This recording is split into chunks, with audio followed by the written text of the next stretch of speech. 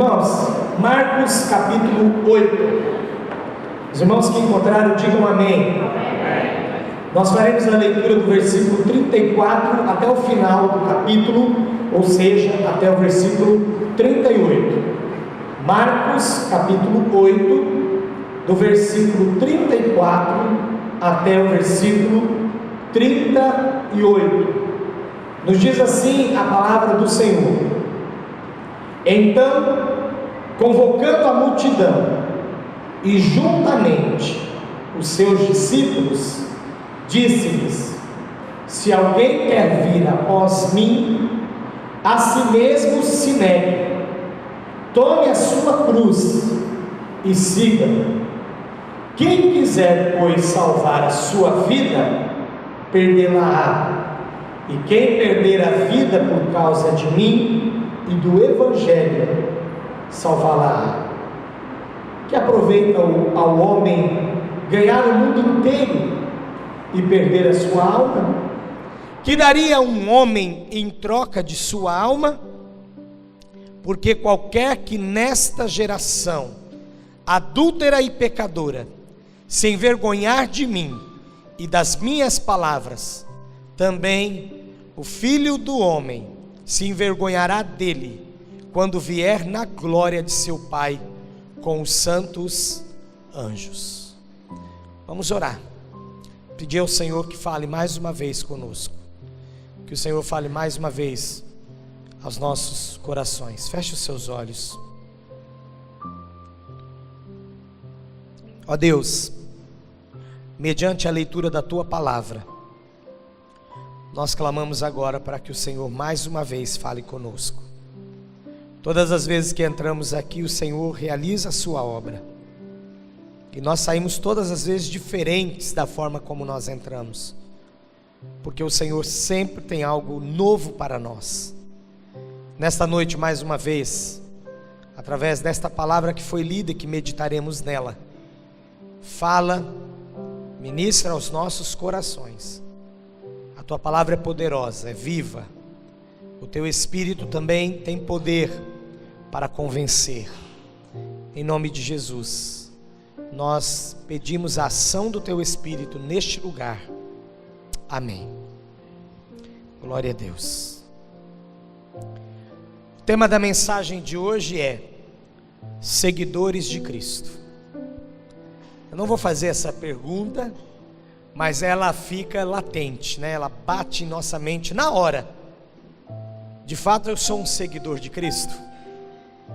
Você já parou e se perguntou? Você já parou para pensar nesta questão, nesta realidade? Como seguidores de Cristo, a primeira coisa que nós aprendemos com o Senhor, e a própria palavra, o verbo, melhor dizendo, seguir, demonstra que nós estamos andando, sim, avançando, prosseguindo, mas seguir significa estar copiando alguém, andando à medida que alguém anda. A primeira coisa que eu e você precisamos refletir nessa noite, não que você já não tenha feito isso, mas para sermos seguidores de Jesus de fato, nós precisamos andar após Ele e com Ele. Olha só, Ele mesmo declarou isso, Ele mesmo deixou isso bem claro. Ele convocou a multidão, juntamente com a multidão, os seus discípulos, e esta palavra então não foi somente para aqueles que o seguiam de perto, que era o caso dos seus discípulos, mas ele faz o convite a todos que estavam ao seu redor, a toda a multidão, a todos que estavam perto dele, e ele faz o convite: se alguém quer vir após mim, a si mesmo se negue, tome a sua cruz e siga-me. Não tem como eu declarar que sou seguidor de Jesus se eu estou andando à frente dele. Pastor, mas isso é possível? Não, não é possível, mas tem gente que faz. Tem gente que tenta, tem gente que pensa que pode andar à frente de Jesus. É um absurdo ou não é? É. Mas aquelas pessoas, por exemplo, que estão mortas em seus delitos e pecados, que estão entregues à própria carnalidade, que estão entregues à sua própria vontade, não estão andando após Jesus, mas estão andando após a sua própria carne, após a sua própria vontade. Mas Jesus diz que não. Para sermos seguidores dele, nós devemos nos colocarmos após ele. Esse após ele, muitas vezes se confunde estar com ele. Sim, porque ele está em nós. Então não é uma confusão. Mas em termos de direção, então nós sempre andaremos após ele. Ele está à frente. Ele dá a primeira e a última palavra na nossa vida. Senão não somos seguidores. Se nós não copiarmos o seu andar, se nós não copiarmos a maneira dele agir, nós não somos seus seguidores. Então a primeira questão para pensarmos nessa noite é que devemos andar e estarmos de fato após ele. E ele, por sua graça, misericórdia, favor, tudo que nós já cantamos aqui nessa noite, ele está em nós e nos dá a bênção de andarmos bem juntos dele, mas nunca nos esquecendo que ele é o alfa e o ômega nas nossas vidas, o princípio e o fim para nós. É isso que nos faz, de verdade, seguidores. O seguidor que vai após o Senhor não tem como misturar vontade. Agora vai começar a apertar um pouquinho mais para alguns.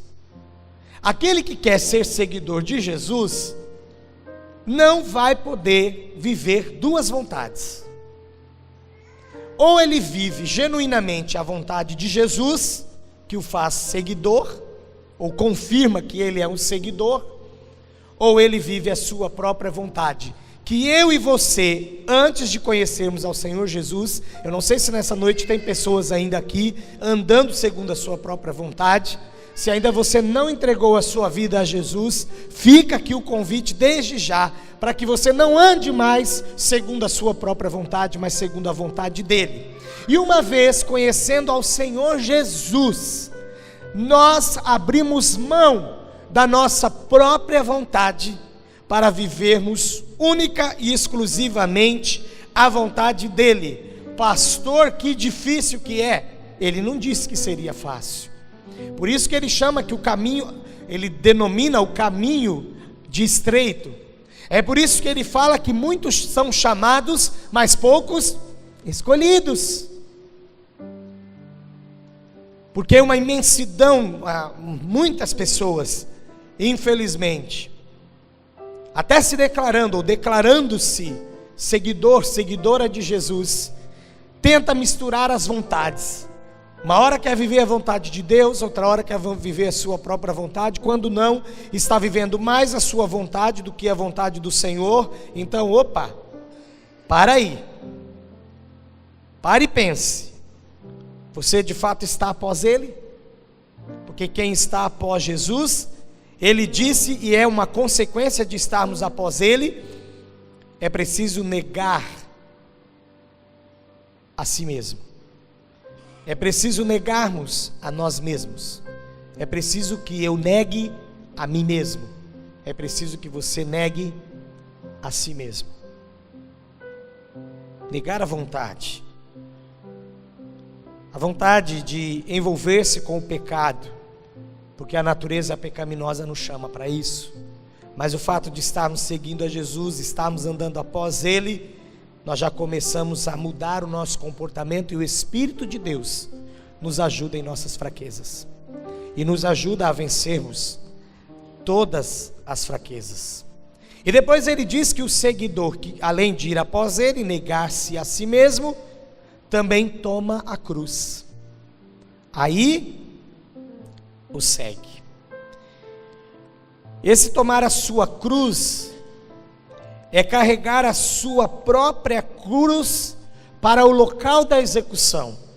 É de livre e espontânea vontade você decidir, como você um dia já decidiu, eu creio, andar após Ele, negar-se a si mesmo e fazer o eu morrer. Até o ponto de poder declarar como Paulo declarou: não mais vivo eu, mas Cristo vive em mim. Tudo que eu vivo hoje, eu vivo pela fé, a medida da fé no Filho de Deus. E aqui nós também encontramos algumas dificuldades, porque algumas pessoas não querem fazer o seu próprio eu morrer, e não param para pensar sobre valores, e esses valores são incomparáveis, e esses valores também eles são, eles não atraem um ao outro não. Ou você faz a sua vontade própria, ou você faz a vontade de Cristo. Ou você alimenta-se das coisas do mundo, ou então alimenta a sua carne, ou você alimenta a sua alma. Ou você evita a cruz, ou você a carrega. Não tem como você fazer as duas ao mesmo tempo. Não tem como você viver a sua vontade e a de Cristo. Não tem como você estar alimentando a sua carne, mas de vez em quando uma balada, de vez em quando uma bebidinha, de vez em quando uma droguinha, de vez em quando um pecadinho, de vez em quando outra coisinha aqui e ali, e ao mesmo tempo chegar e dizer: agora eu vou abastecer a minha alma.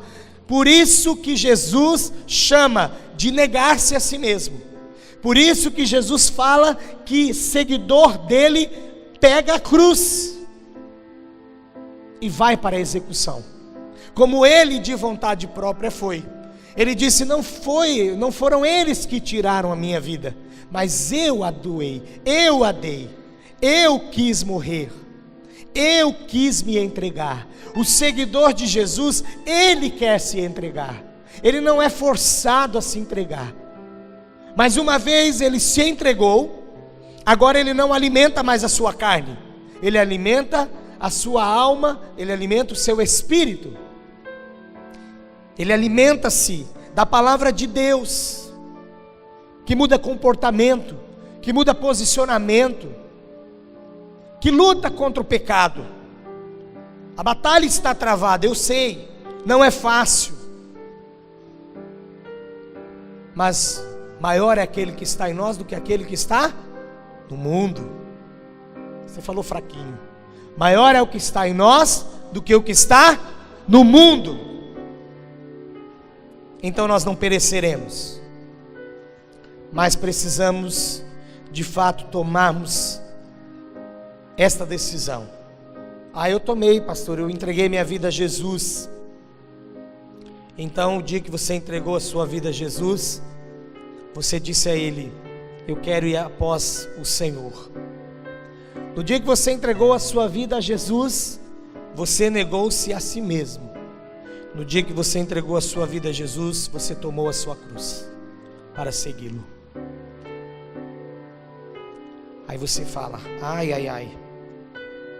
acho que eu falei que eu ia após Ele, mas eu não neguei a mim mesmo ainda não. E também não tomei essa cruz ainda não, porque tem uma pá de coisa aqui que eu preciso vencer, fazer morrer.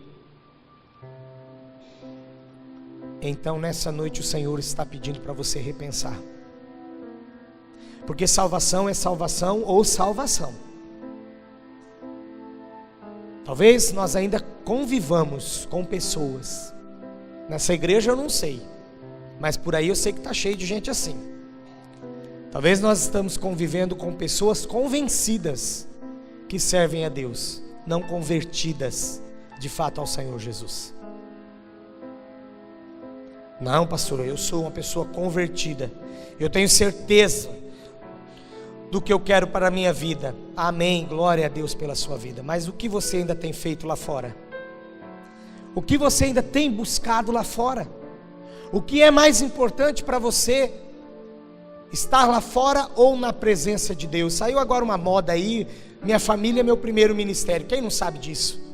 Eu, inclusive, para estar aqui à frente dos irmãos, se eu não governar bem a minha própria casa, eu não posso estar aqui. Então a minha família é o meu primeiro ministério.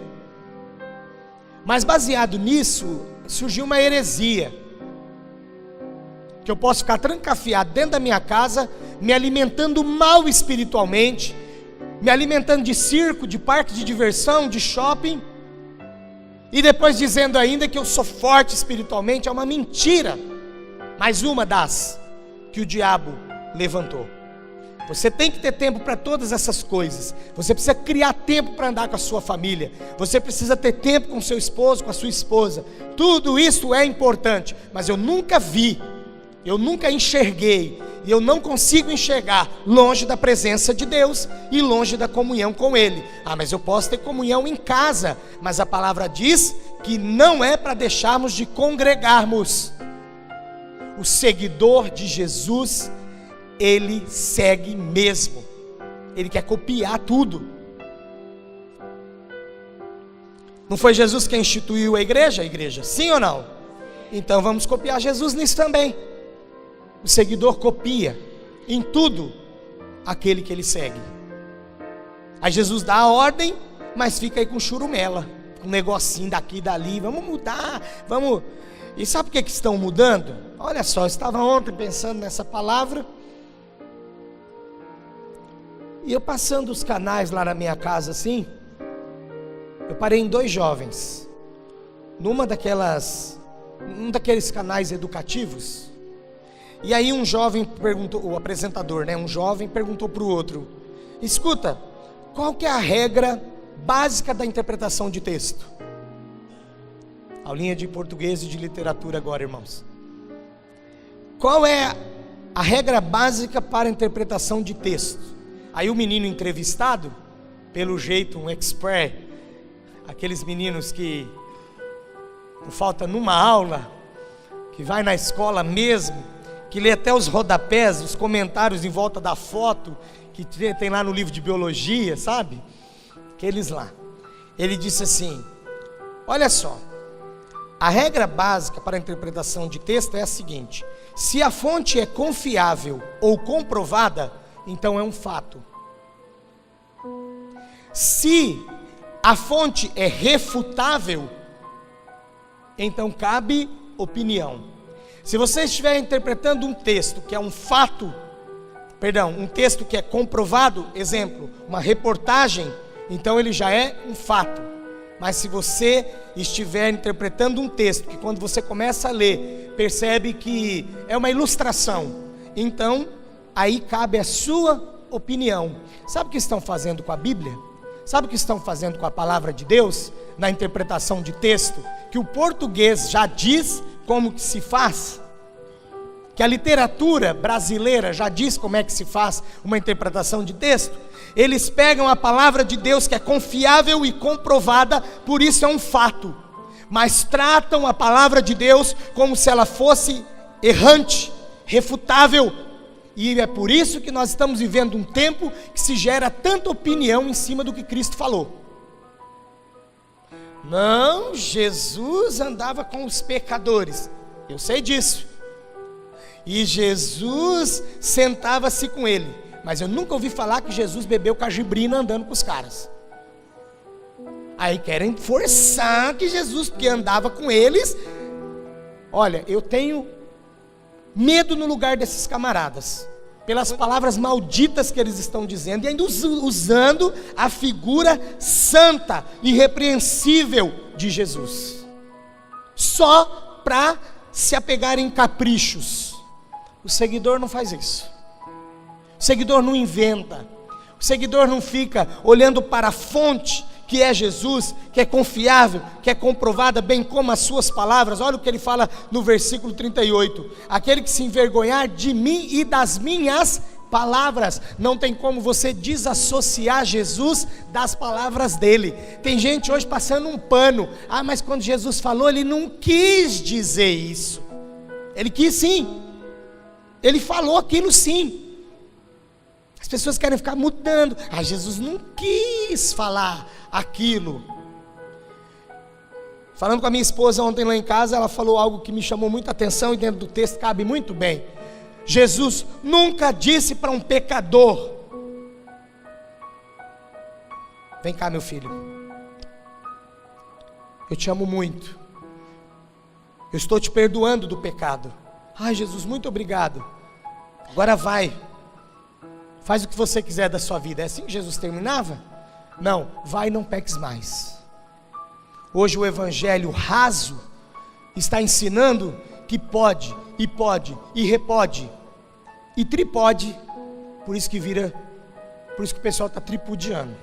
Nossa, não sei de onde que eu tirei isso. Por isso que estão tripudiando, porque pode, repode, tripode. Pode, toda hora pode, tudo pode. Pega um texto da palavra de Deus e querem distorcer para que caiba na sua maneirinha de viver.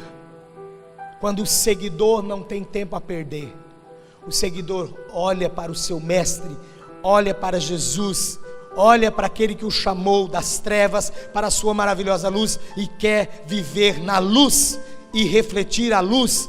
Mais do que isso, ser a luz. Vós sois o sal da terra e a luz do mundo. Jesus disse isso para mim e para você. Não se misturar com as trevas. Não ora ser trevas, outra hora luz.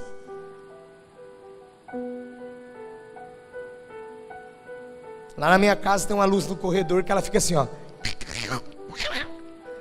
A qualquer momento ela vai explodir. Já não é mais culpa minha que eu troquei o interruptor. É a lâmpada agora. E eu vejo que tem alguns, não sei se eu posso chamar de seguidor, não posso. Tem alguns seguidores de Cristo, entre aspas aí, como a luz do corredor da minha casa. Uma hora acende, outra hora não. Por isso que está em curto-circuito. Por isso que uma hora a gente olha para a vida da pessoa, uma vida íntegra, uma vida espiritual, uma vida no altar. Outra hora, deslizando.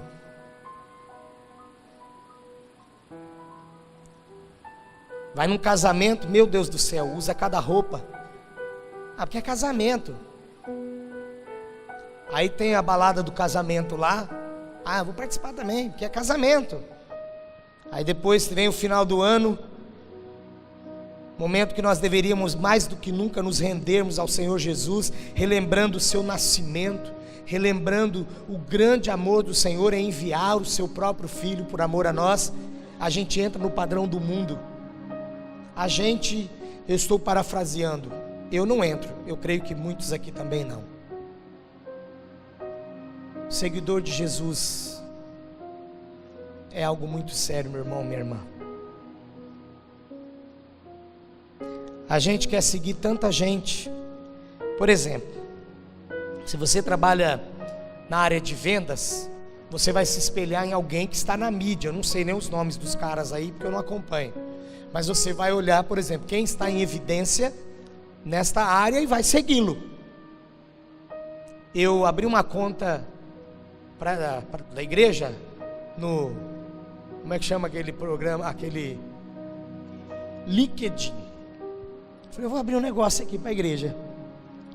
Aí tem algumas pessoas lá, curtiram já, começaram um contato com a igreja, e eu percebi que tem pessoas que estão evangelizando, mas é uma rede social corporativa, voltada para empresários, para empresas, não é pessoa física não, geralmente não, mas pessoas do ramo, de consultoria, de não sei o que.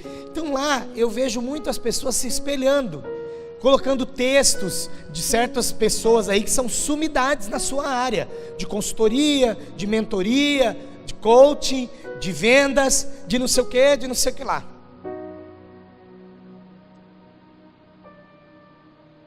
Mas a minha fonte, a sua fonte, é Jesus. Quantas vezes nas suas ações você se preocupa em pensar, em agir, em falar como Jesus pensa, como Jesus faria ou faz e como Jesus fala? Muitas vezes nós deixamos a desejar nisso, não temos nos espelhado em Jesus. E se não temos nos espelhado nele, muito menos ele pode ser refletido através de nós. No versículo 35, ele diz: quem quiser, pois, salvar a sua vida, perdê-la-á, e quem perder a vida por causa de mim e do evangelho, salvá-la-á.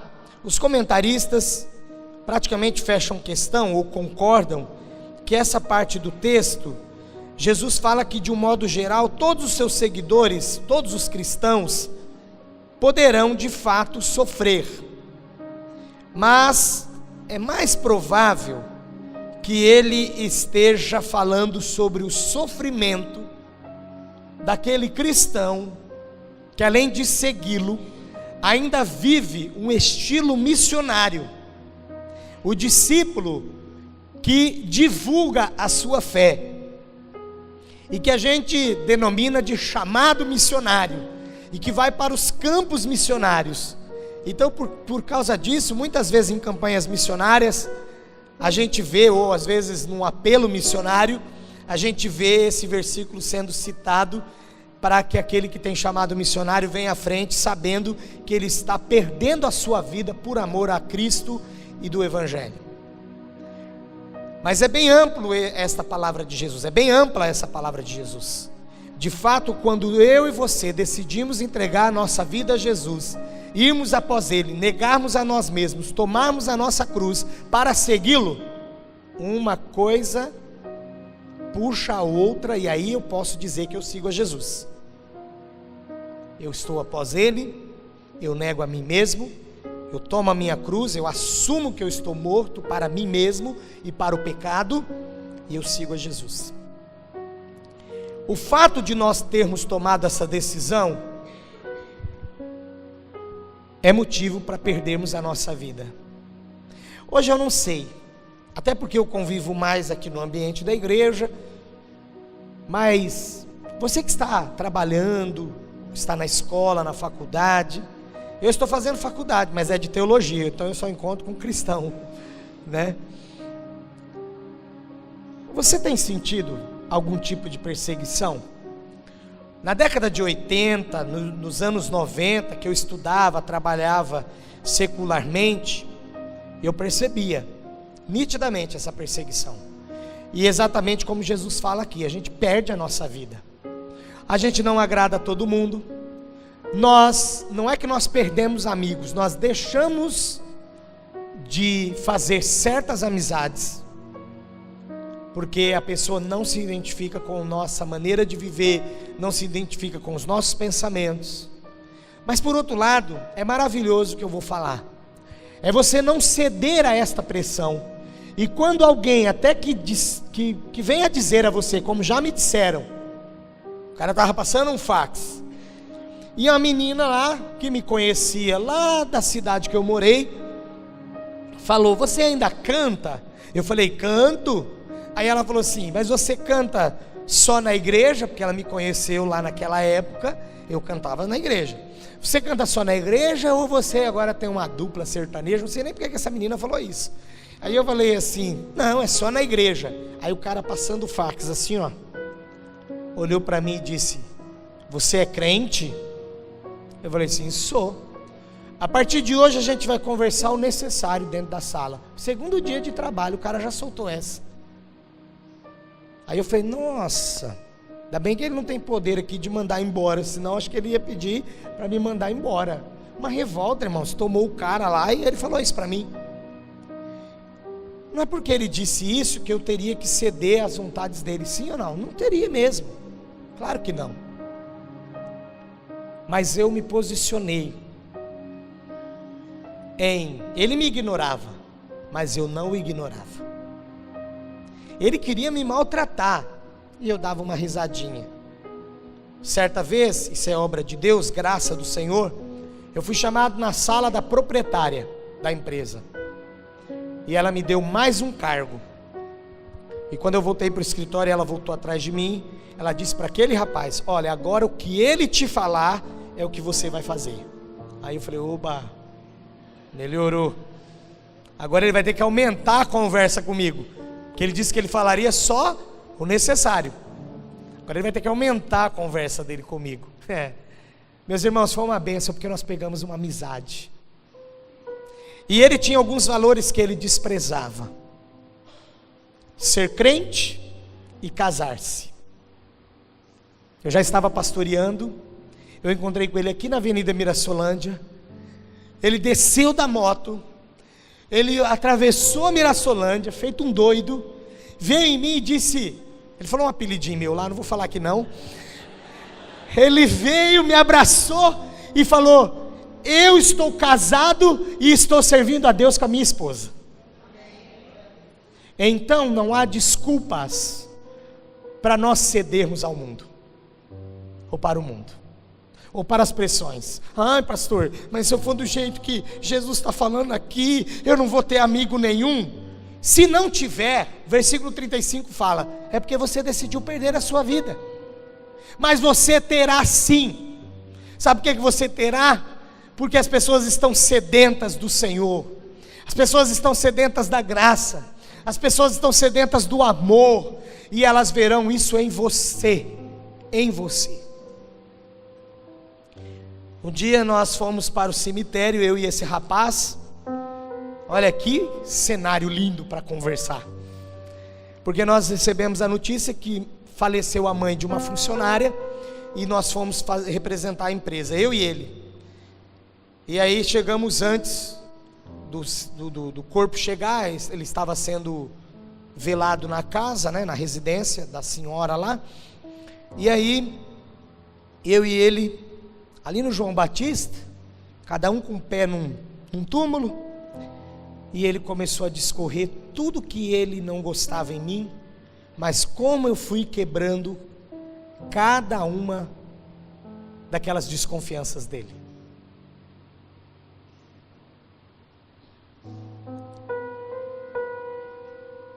Irmãos, partindo para o final, o Senhor Jesus diz que eu e você não aproveitaremos em nada tudo que a gente ganhar nesse mundo, até se a gente ganhar o mundo inteiro, mas se perdermos a nossa alma.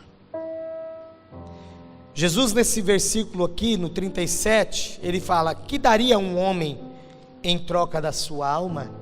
Uma vez morto, não há dinheiro que possa garantir a vida da pessoa perdida.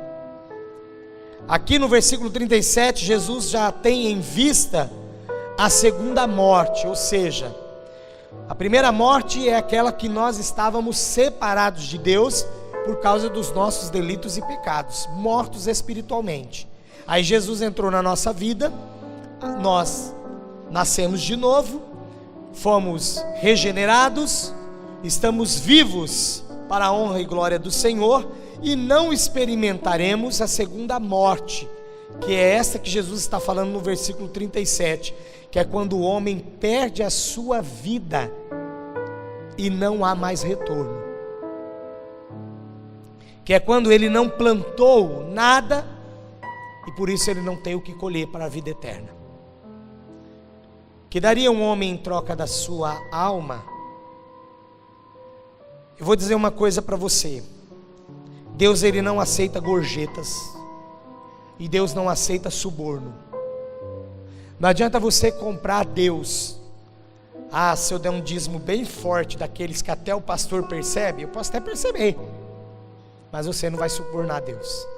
Deus também não aceita gorjetas. Ele não quer a sua vida por uma parte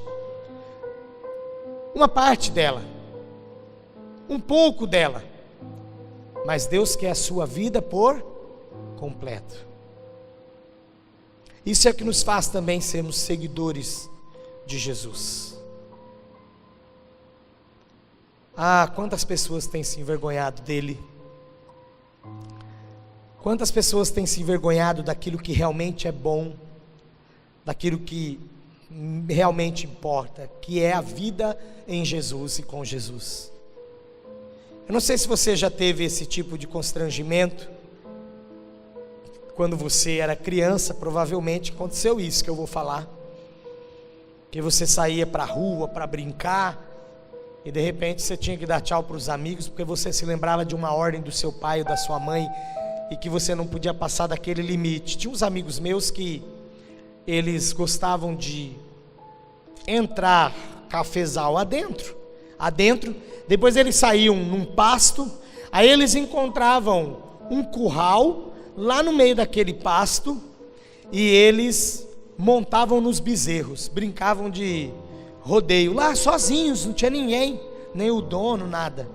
E eu tinha uma ordem expressa da minha mãe: você não vai com eles onde eles vão. Hoje quem vê a minha mãe fica com dó. Ai, que irmã boazinha, gente, que legal que ela é. Mas a minha mãe, só eu sei. Deus também sabe, Ele viu tudo. Mas irmãos, quantas vezes passou no meu coração isso? Que vergonha, eu não posso ir com os meus amigos, porque começava o desafio. Ah, você não vai de novo? Mas você, hein? Mas você, e começava aquela chacotinha, aquela coisinha. Mas glória a Deus, porque me poupava de apanhar, né? Eu voltava, eu não ia. Um dia eu fui.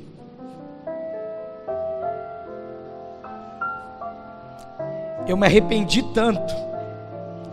Primeiro que eu cheguei lá, eu não vi sentido naquilo. E um menino já caiu, quebrou a perna, e não estava ninguém lá para socorrer. E o menino ficou ai, aí juntava 2, 3, um pouco do caminho, depois soltava o menino, e vinha outros 2, 3. Mas o fato que eu passei um medo aquele dia, porque quando a gente estava saindo dos limites, o homem, o dono apareceu. Irmãos, nós precisamos nos preocupar não com a vergonha, que passemos vergonha no sentido de não fazermos o que o mundo quer, mas que nós não nos envergonhemos de Jesus e de suas ordens, porque o dia da prestação de contas chegará. O dia que esse homem apareceu, para mim foi a prestação de contas. E eu comecei a pensar, eu não deveria estar aqui, eu quero que nessa noite você se incomode mesmo, com a vida que você está levando, que para não se envergonhar, tem envergonhado Jesus,